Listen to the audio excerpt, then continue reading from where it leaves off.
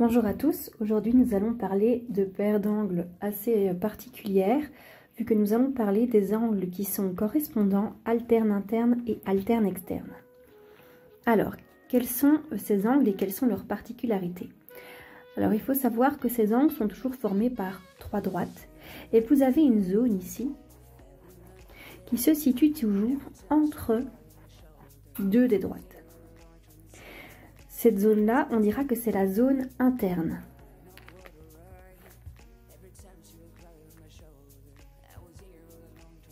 Par conclusion, tout ce qui ne se situe pas dans la zone interne, donc dans la zone comprise entre ces deux droites, s'appellera du coup la zone externe.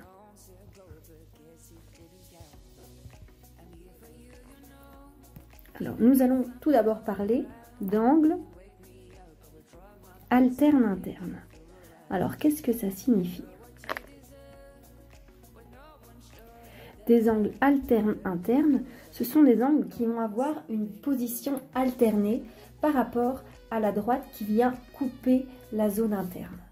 Alors, une position alternée, ça signifie qu'ils vont se situer de part et d'autre de cette droite. Ça veut dire qu'il va y en avoir un à gauche et un à droite. Donc ça, c'est pour le fait qu'ils soient alternes, donc alternés. Après, nous avons le mot interne. Interne, ça signifie à l'intérieur. Donc, ce sont des angles qui vont avoir une position alternée, mais qui vont se situer à l'intérieur, donc dans la zone interne. Les angles ici, alterne interne, ce sont les deux angles qui sont ici. Vous avez le premier angle et le deuxième angle. Ce sont les angles en bleu. Ils ont une position alternée. On voit bien qu'il y en a un à gauche et un à droite de la droite. Et ils sont internes parce qu'ils se situent dans la zone interne, dans la zone comprise entre les deux autres droites. Donc on dira que ces angles sont alternes internes. Ensuite, vous avez des angles alternes externes.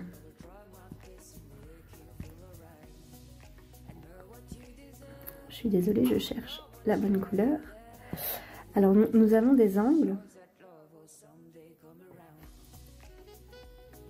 alterne externe.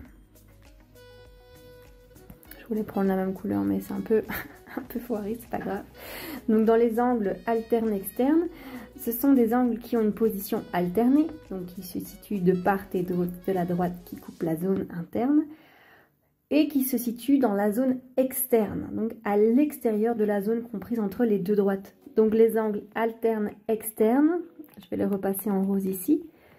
Donc ce sont des angles qui sont de part et d'autre de la séquence, donc il y en a bien un à gauche et un à droite, et ils se situent dans la zone externe, donc dans cette zone-ci, dans la zone externe. Donc ça, ce sont des angles alternes externes.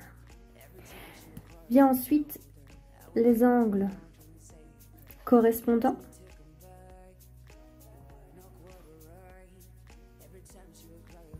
Alors, des angles correspondants, ce sont des angles qui ont des places qui se correspondent, tout simplement.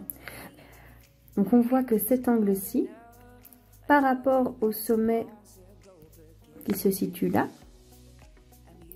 mais on voit que cet angle il se situe en haut à droite. Mais celui qui lui correspond, ça va être celui qui, à partir de l'autre sommet, du deuxième sommet ici, va aussi se situer en haut à droite. Donc ils ont des places qui se correspondent. On dira que ce sont des angles correspondants. Alors, ces angles, ils ont parfois une particularité. Donc si je regarde ce cas-ci, on constate que les angles ont des amplitudes différentes. Et quand je regarde la relation qu'il y a entre mes deux droites, donc entre ma première droite et ma deuxième droite, on voit bien que mes deux droites sont séquentes. Ça veut dire qu'elles vont se couper en un point. Si maintenant, je viens modifier